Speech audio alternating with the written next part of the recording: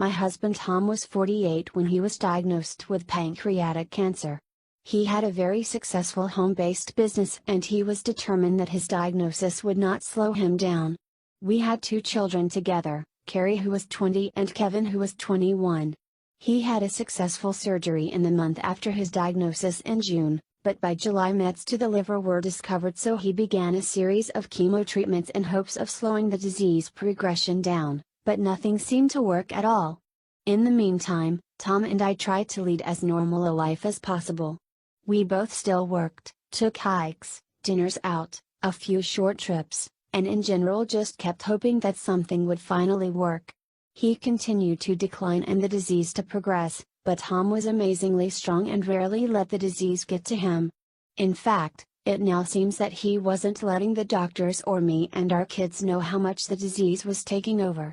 He was always optimistic that another treatment would slow the disease progression down.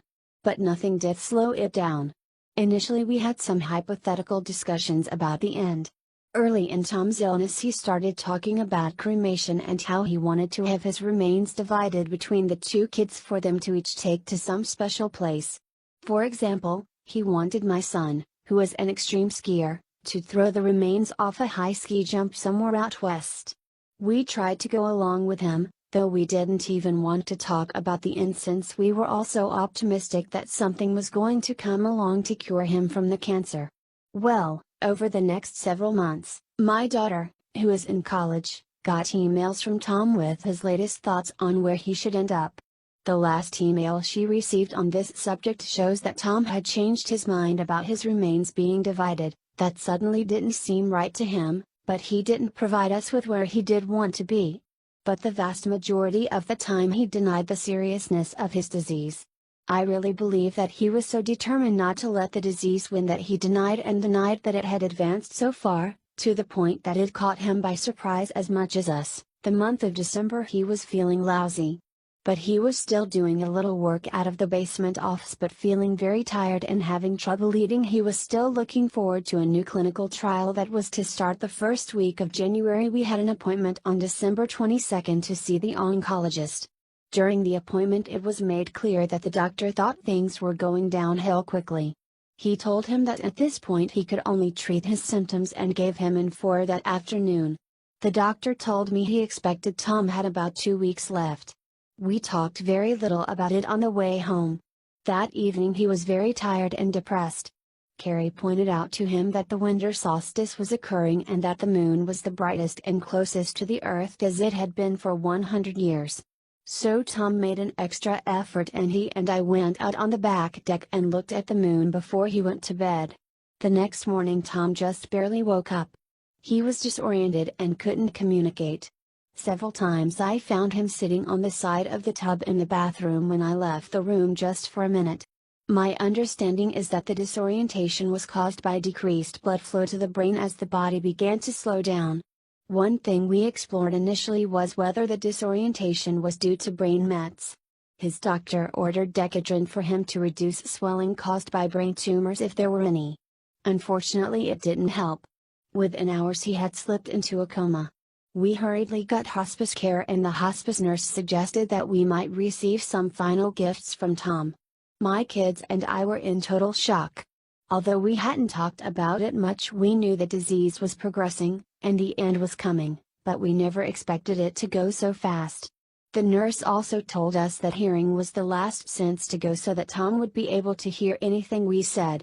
So we talked to Tom and told him how much we loved him for hours and hours.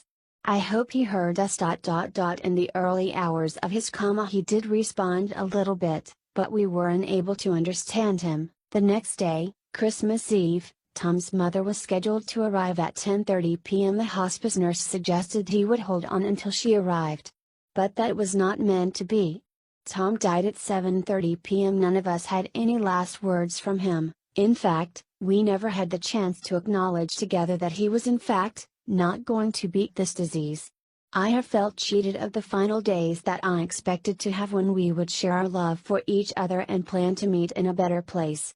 I have a lot of problems with the lack of closure with Tom. While we had gradually acknowledged to each other that he might not make it, we'd never really accepted it or talked about what it meant. I always thought we'd have a period of time when he was in hospice care when we would talk more and say our goodbyes.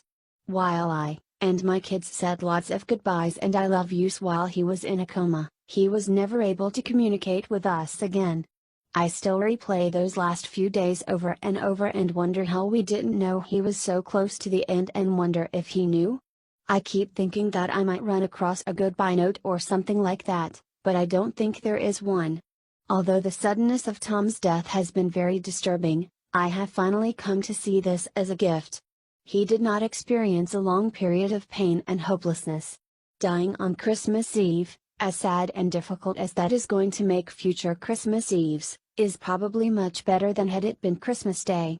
Waiting for his mother to arrive was probably too difficult for him. It would have made it harder for him to let go when he was clearly ready to do so. And he and I did share the winter solstice the night before he went into his coma. Final gifts come in different forms. They aren't always the last-minute moments of lucidity when goodbyes are said. We sure didn't get that, but I have come to feel that we received other messages in other ways. And now, we have put Tom's remains in a basket, wrapped it in a cozy blanket he always used on the sofa, and surrounded it with mementos. Since we are so sure that Tom's spirit is in heaven and with us, we are able to disassociate that box from the real Tom, but at the same time, use it as a place to remind us of some of our times together. Carrie had a hard time deciding whether to go back to school in January. She wasn't sure if she would be able to concentrate on school, but at the moment she is highly motivated as she is studying cell biology and lining up some lab work in a cancer research project.